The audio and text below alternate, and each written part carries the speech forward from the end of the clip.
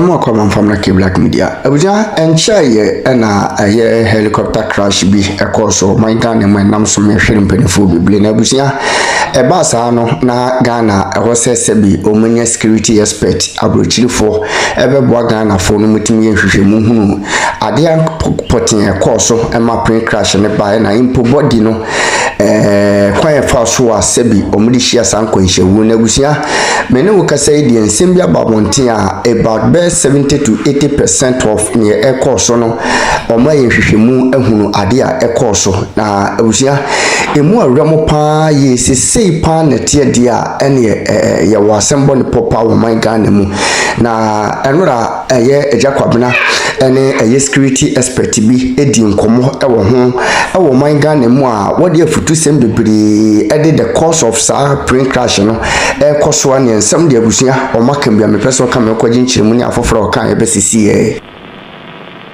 Oh, me did it by Tuesday, Wednesday. Omo leading investigations into the crash, you know. Omanya about 70 to 80% of what has happened to us in relation to chopper crash, you know. Now within the 70 to 80%, you know, omonim niyama ebe remaining the same.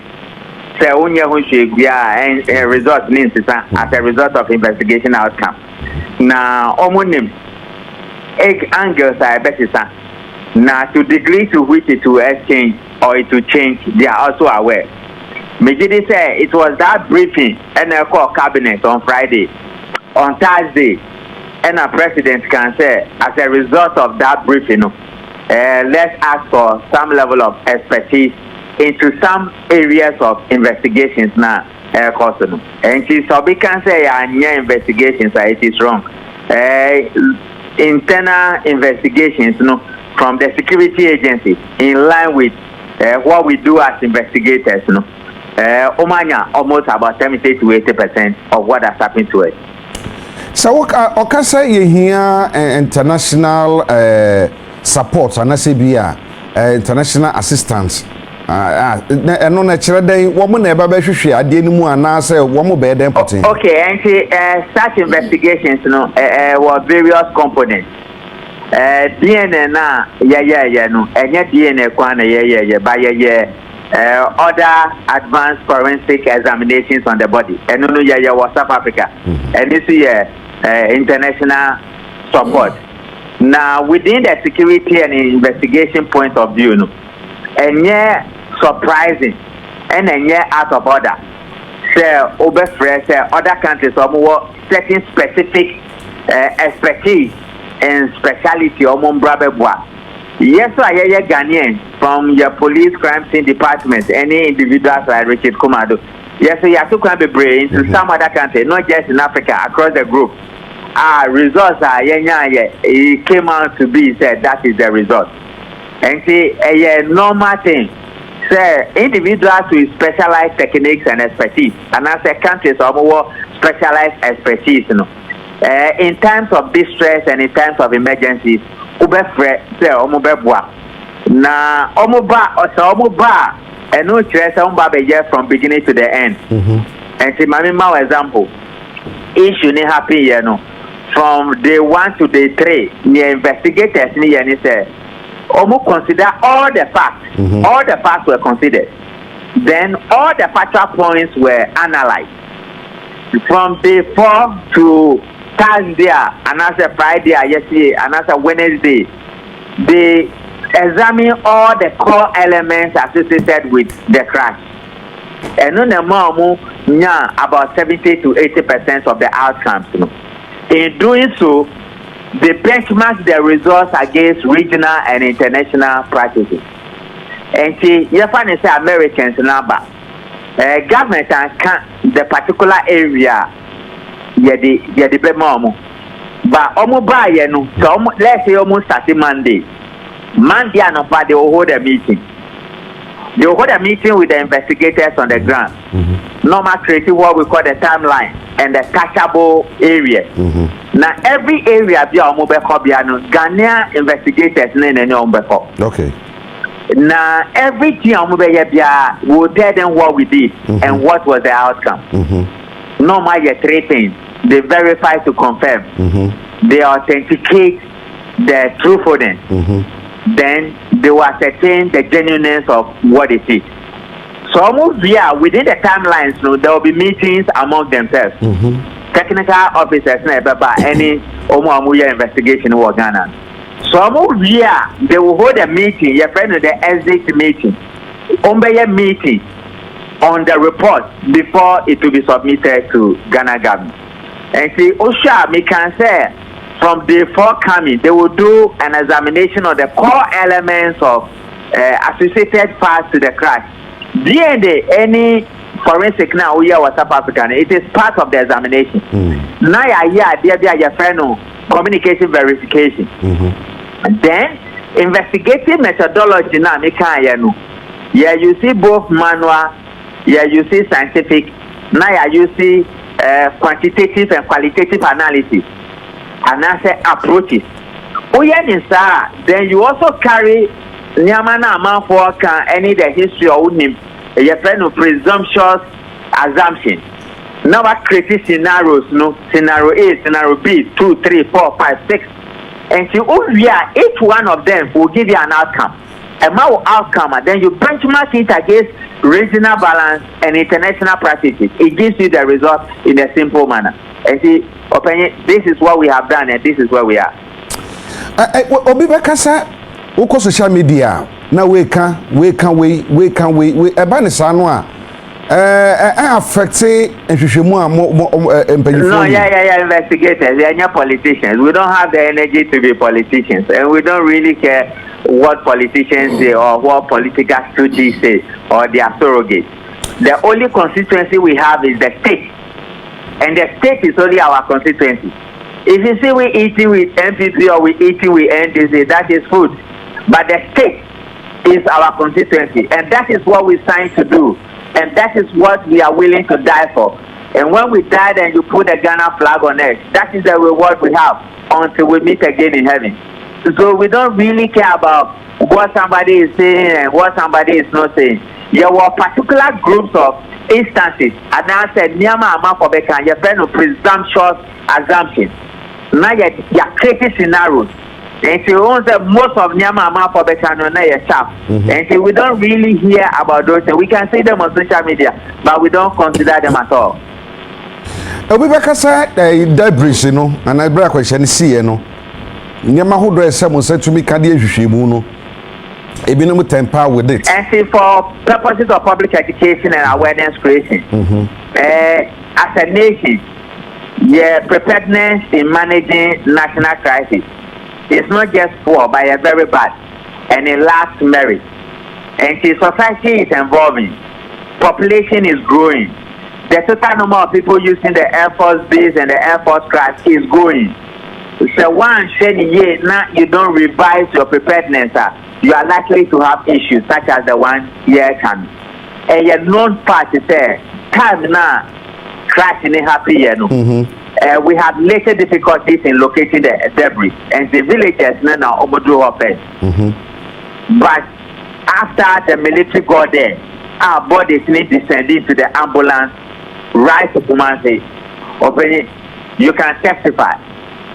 Said up to yesterday, we gave our compatriots and our fellow Ghanaians the best we can, the best conduct, the best respect, the best decency. Even in death, and they no fact say issues. But even with the crime scene, opinion part chop, I'm up for the name at their way. Who called Ghana Police Service? Almost one department or your friend in the crime scene department. Crime scene department, they do want with their they are one of the best in the world. And I have run with them for over 20 years in this country and across many parts of the world. Say, crime scene department to do what? Now they can have the ability to reconstruct the crime scene and tell frontline investigators that this is what happened and this is the reconstructed crime scene. In several ways. And say I'm practicing for lack of education, but you don't also need all those things back there before you'll be able to reconstruct the crime scene. And if that worry can be resolved by the work of the crime scene. I'm not for it. He said, Saturday guest issue ni buyer. Now you can't sing for the draw. Drew had no power by via no man who be a guest no. When the MPP guy MPP guy died in Boga, the one with the acid or something. You can't sing for the call. When the man died in Tamalia, the issues be prepared. You can't sing for they fly them there or they flew them there. They have done several work for white, black, yellow, green, several countries. And that can also be resolved. But now can your preparedness then I'm up for cancer. When they were out of radar, what happened? The fact that you are out of radar doesn't mean that you have crashed. And it's here for public education. But the issue is the topology and the traveling route from Accra to Tamale, Accra to Walewale, Accra to Goku, Accra to Begro, Accra to Abetifi. We know this whole country. Here, as part of your preparedness, revising your emergency plan preparations, it will not just be within the security agencies, but with other institutions. Because I say, I'm a commander, can say, I'm going to go to Ashanti buyer, no more so the body parts buyer, and I'm watch up it. Sometimes there'll be fire service, and it will take backward to come and help it. And in broadening our preparedness, it should not just be within the inter-security agencies, but inter-institutions. Now you're very nationalistic, so that whenever these planes crash, and as a choppers crash, it shouldn't take us more than 6 hours or 7 hours or something to get there. There has to be a signal. Say, a private plane, a Akosomo plane, a Anglo Gold plane, a GMP6 plane, whatever. Once there's a trouble, we should be able to get it. And I think after the funeral for Monday and after for Manopawe, those should be some of the preparations and the questions we need to be asking so that we find answers. Asama si ye nim say pedile bom baby say sabi okwasea ne hwo a yentia so mprenu enti de si ye no nim say bi asisi a de si ye watiwa forest 2002 asrafo no wunu nyina ekoye ene bakomenu mi say bi asi aka ho no wugidi say ye sua bibi de afiri mu ye nsua bibi anso ade na so sese ye say na be yo chena bibi ati say de bi nkonko ba biu ene na kan ye preparedness plan ho for emergencies enti be hian say we will revise it.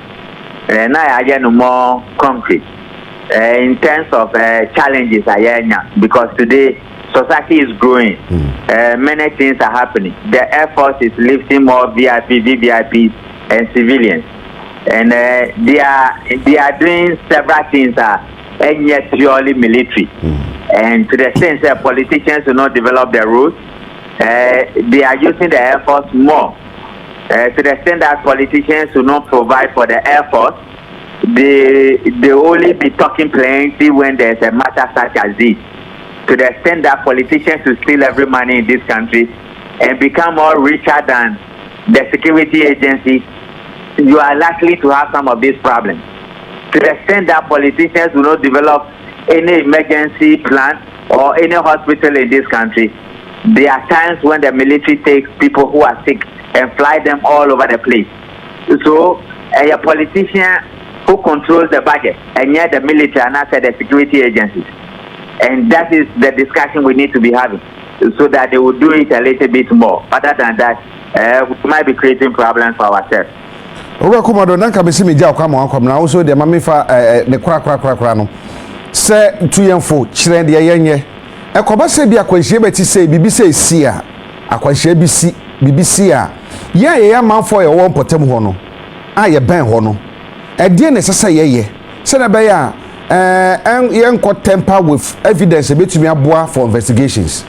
One of it no power you better UT as I say what creative platform public education and as a man public education debris no and as a bibia accident in okay no you been a crime scene now you hear crime scenes for investigations and you be patch up say the BBC here fire service and as a papa police. These are the two major people you need to call. These are the two major people you need to call. From Nomobra, so that we don't tamper with the police. But sometimes, into a MCC, something has happened, and you want to help. naturally Ghanaians are like that. You want to help.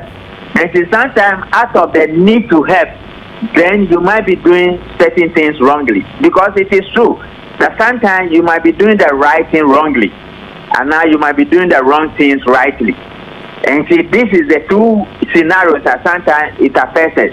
But me did say, as we continue with public education and we keep on running it in several ways. Owura Richard Kumada no pay but that was bebre de womre das papa that's it. Abuja baby a wo hwe me bia wo haw ne amane kodan na bia da eda wo so bia no bomode se unimi bedi nkomo ye de samna nwanwaso bi aba e frɛ ne se eye sika kokko na gold samna wo haw bia da eda wo so bia wo hia sa samna we se bi afi wo ye bema wo hwe me wo bema sam wo fom wo bema ye ketwa brabeji bula matali eduro bi na wo bema enye kese watimi abo adwuma so ache e wo empem ye de akwankyere bi aba abuja no ye hwehwe wo hyebrem a ye frɛ ne se mpanifo akwankyere ana se wo betima frɛ back to sender onipa bi ha onipa bi tata wato bet e won ho se wo se ne tibi obeku bomode so be fa numbers ne gu screen ase na woni mi akasa me hwehwe wo hyebrem wi a me bomode se me kyerɛ wo ne wo beye